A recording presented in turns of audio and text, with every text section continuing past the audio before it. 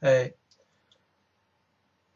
I wanted to make this video about a method I came up with a long time ago, and it's been very effective for me.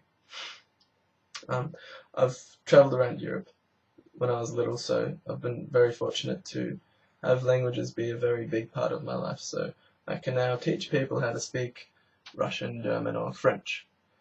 And so I do think about it a lot, and I came up with a little method that's very helpful. Most people say when they begin to learn a language, they say, I'm gonna put in an hour a day, for example.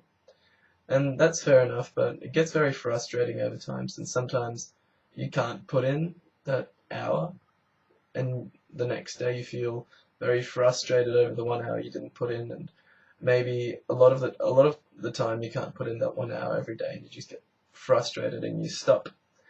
And a more effective method is to to tell yourself that you're going to put so many hours in a week, so you're a bit more free to sort of place those hours wherever you want to.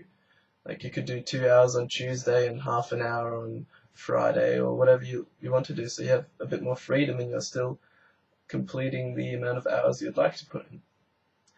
Now, so the most important part about this is to be reasonable, because to say that you're going to put in 10 hours a week is just going to annoy you, and because you want to learn the language quickly.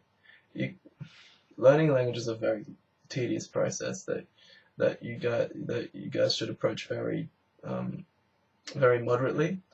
So it's not so it doesn't so it's going to be annoying, but so it doesn't just annoy and bore the living hell out of you, and just drag you down every day. Like, oh God, I've got 2 hours of French to do today. Um, so be reasonable with the time you're willing to put in.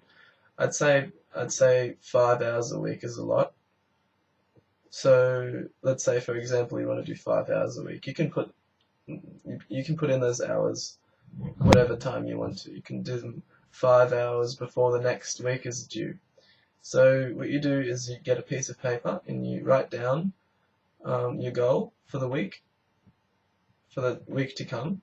You don't make it a permanent thing. You just say, the next week I would like to study this and this hours. Let's say 5, for example. So you time yourself whenever you're learning, and you take this time, and then at the end of the week you add up all the time. And if you don't reach your goal, this is pretty much what the method works on. You have to put a consequence there. So let's say, for example, if you don't complete the 5 hours, you say you're going to take a cold shower every single morning for the next week.